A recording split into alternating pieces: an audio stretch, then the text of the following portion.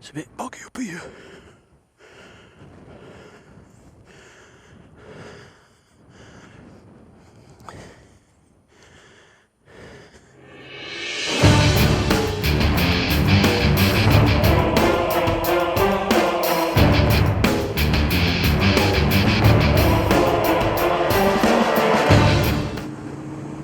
Good afternoon, folks. How are we doing? All good, I hope. So I'm just going to have a ride out to check if I can get the bike somewhere for photography reasons.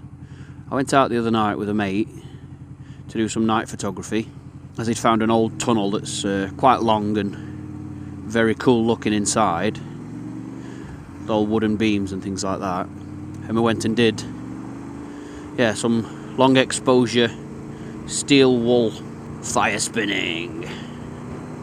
Never done it before. I'm really pleased with the results. Have a look at some of these pictures here, and I'm really pleased how they came out. So now I've got the hang of the actual spinning of the wool. I want to see, if possible, if I can get the bike inside the tunnel and do the same thing, so the same kind of photo but with the bike in the foreground. Some light painting on the bike so it really stands out, because I think it would look very, very cool. Also, I want to say thank you very much to everybody that has been asking how I got on with the VFR during our Scarborough weekend where it kept conking out. Yeah, safely say she's back to normal now. She's all alright again. I've taken the plaster stroke band-aid off, and she's alright. All we did, me and Egon just stripped it all down, took all the headlights off and everything, and all the switch gear to pieces. Gave everything a good old clean up and a spray of WD-40. Put her all back together, and yeah, she's alright. And no, my dad hasn't got one yet. He's still looking. I think he's been a little bit tight and don't want to spend too much money. But he's holding out for the perfect specimen. Also want to say, for those of you that keep asking, I use drift cameras. And no, we aren't sponsored by them yet, but people do ask me all the time what I use, so thought I'd put it in this video so you can see. So I use the Drift Ghost S on my head for the helmet. Thing brand new, around about 250 quid now. Price has dropped quite a bit. And then the one that you're looking at me from at the moment, on the top of the top box, is the Drift Ghost, which is the one down from it. Still a very good camera. And within the helmet, I have the Drift microphone, and that's plugged in and routed through right to just below my chin. If you put it, whoa, well done, you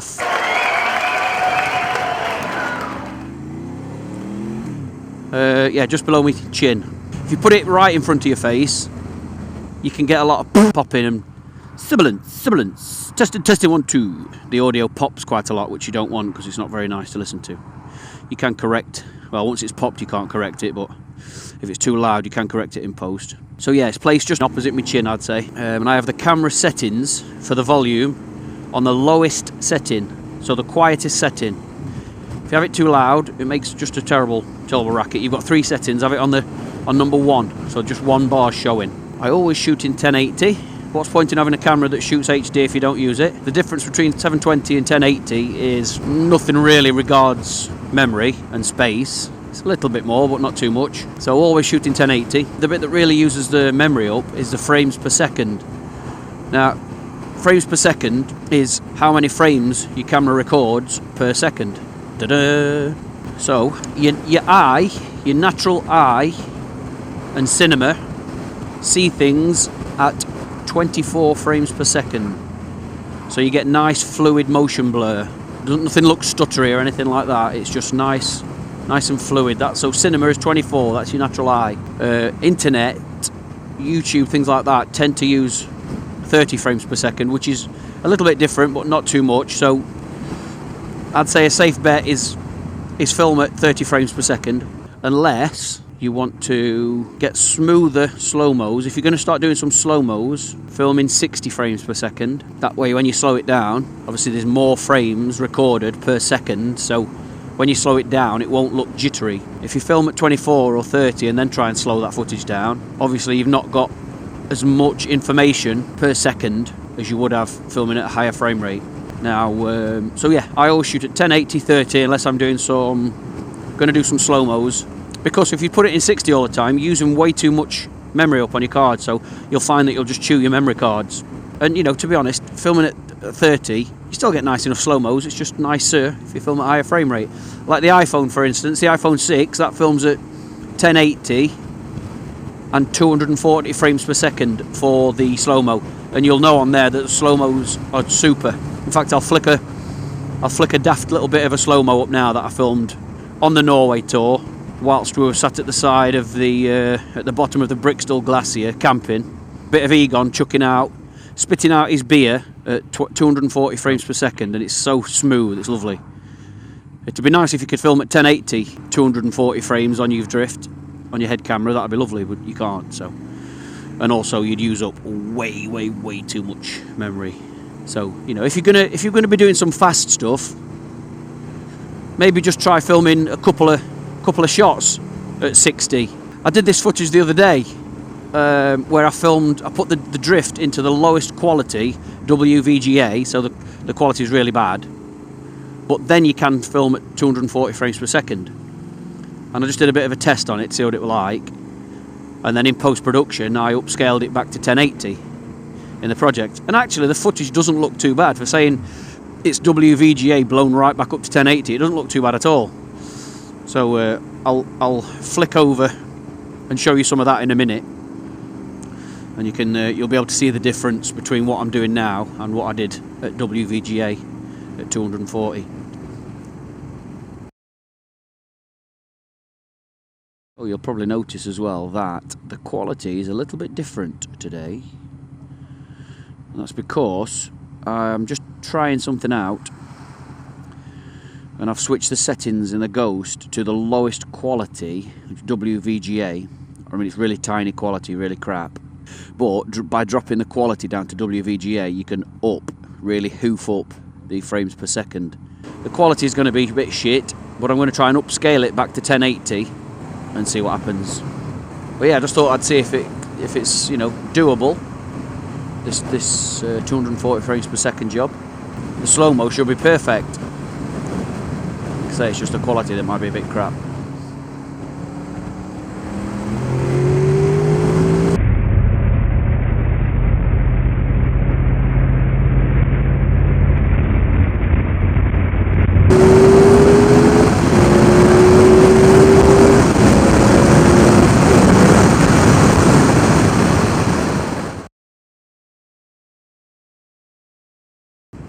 So, to recap, Drift Ghost S on my head, the Drift Ghost following me, as you can see,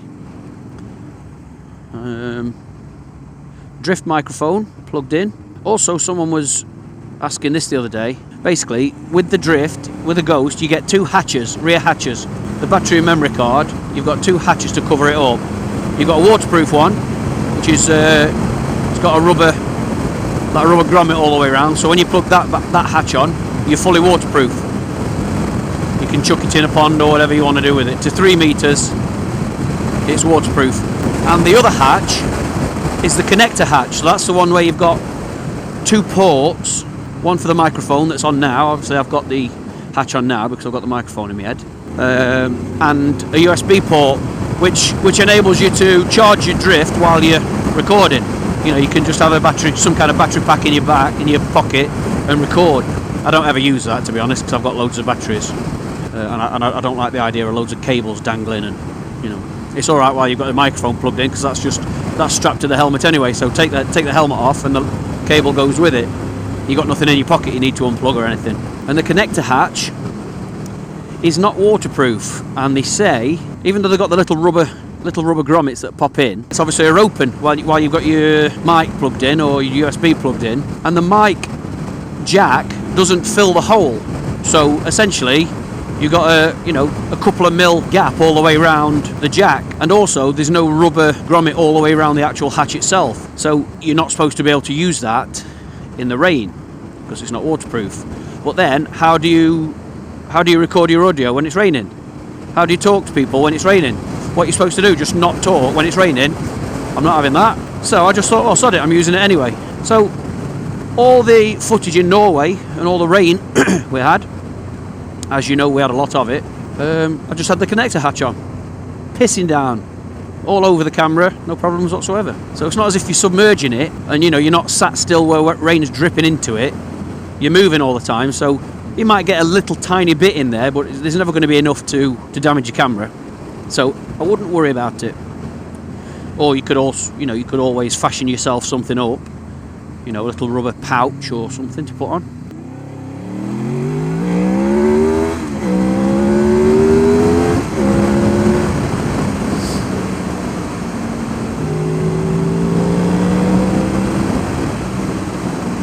So yeah, we're going to have a quick trot up and see if I can get the bike inside the tunnel. It's a bit shitty from what I remember the other night. We came up and it was pissing down, and it was pitch black. So we had little torches. Yeah, I seem to remember that we could get the bike in if need be. I just need to check that there's no big gate or anything like that that we can't get through. Audi behind me got his fog lights on. Well done, sunshine. Well done. With it being dark and foggy, it's a good job you got them on, isn't it? Obviously, no one will be able to see her otherwise. What else do I want to talk about? Bike show. Yeah, bike show. Who's going to the bike show at the NEC? This is for the UK people, UK friends. We're going on Sunday the 29th. So, it'll be good to meet some of you, see some of you there. It's a cracking day as well. Big exhibition. Motorcycle Live, it's called. For those that don't know, all the newest models and demonstrations and all sorts. That sun's low, it's hard work to see it actually. Yeah, we did actually try and make a video of the steel wool photography night the other night, but I didn't think it was going to come out very well, so I didn't bother trying to make some decent content. When I looked back at it afterwards, it looked really good. So next time we go up, if we do get the bike there, I'll make sure I make a film for you. It's pretty cool.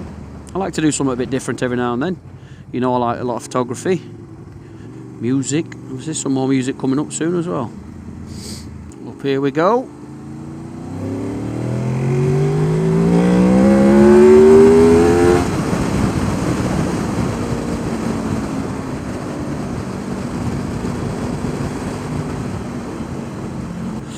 Take a left up here.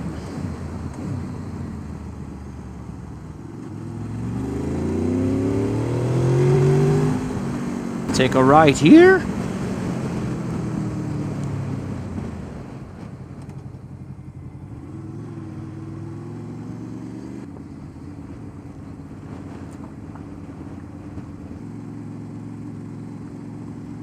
Do we carry on riding? Probably not.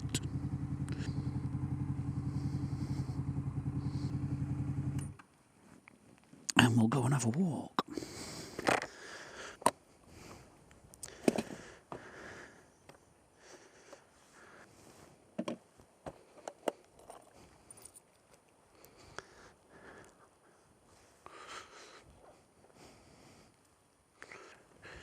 So, no motor vehicles, but can definitely get it through at night easily. If anybody comes the other way, they'll think I'm a right weirdo, walking all the way down here with a helmet on. Afternoon. Bollocks and you ignorant twat. Don't see him anywhere near as long in the daytime.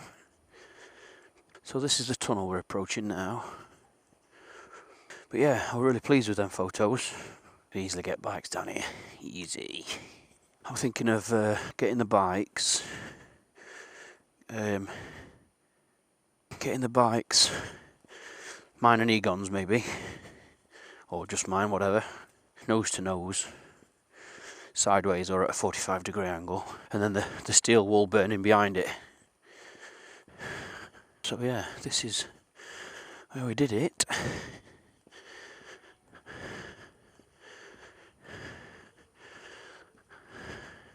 Don't look anywhere near as long.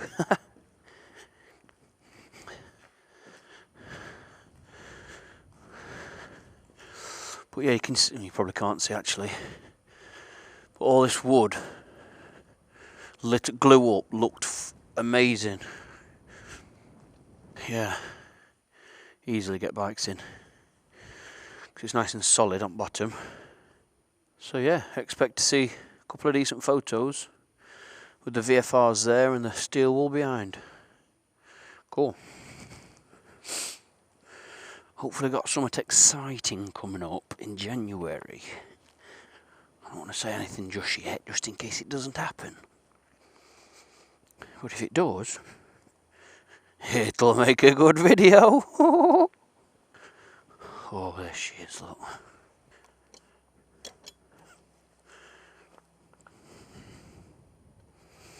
No problemo.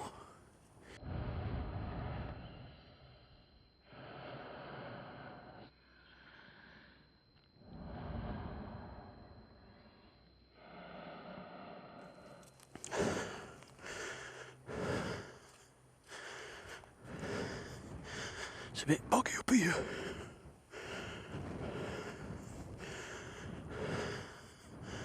Not sure what temperature it is, but I say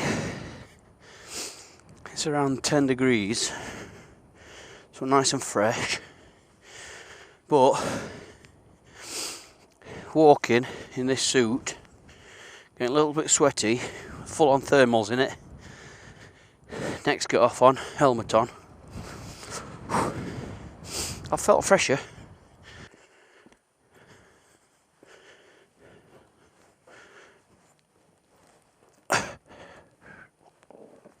Shit.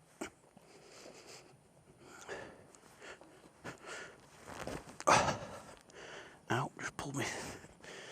Just cut my hand. Serves me right for going somewhere I shouldn't. Ow.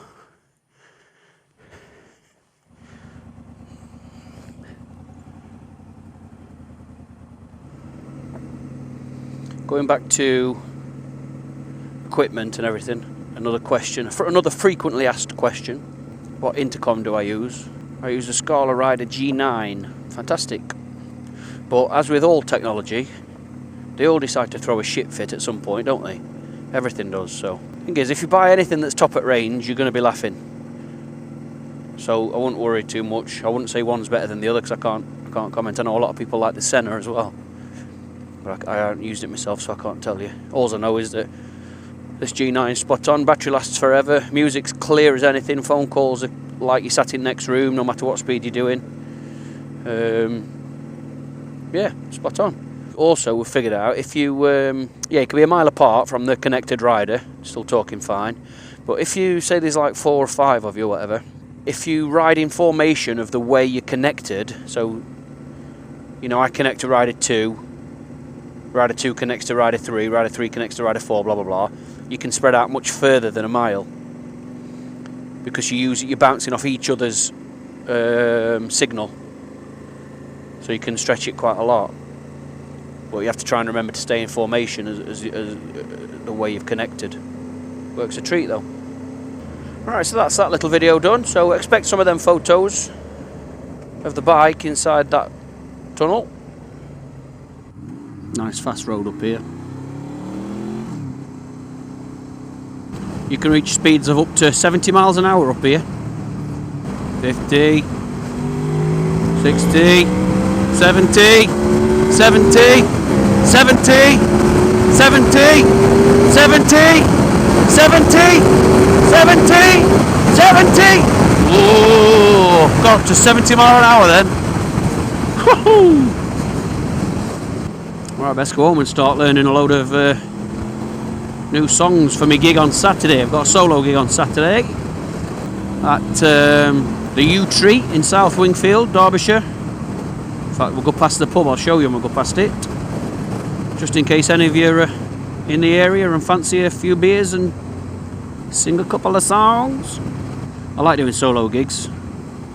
Do band gigs all the time, you know, full on, full band, everything, which I love also, obviously. But the solo gigs, you got a little bit more freedom. You can play whatever you want. So I do a lot more original stuff and a lot more of the stuff I like the country stuff a lot more. I just do acoustic guitar and piano, no backing tracks or anything like that. So it's purely live, just my voice, whatever comes out of my fingers.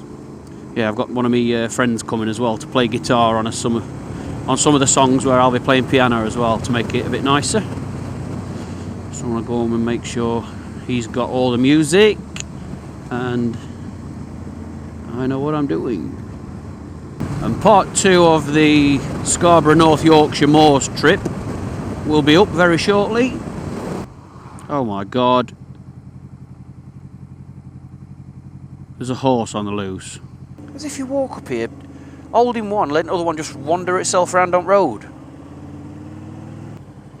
Look at this, look folks. What are you doing? What the hell's he doing? Anyway folks, this is the pub that I'm playing at this Saturday doing a solo. That's Saturday the 21st of November 2015. So if you're watching this video and it's 2017, I'm not going to be there.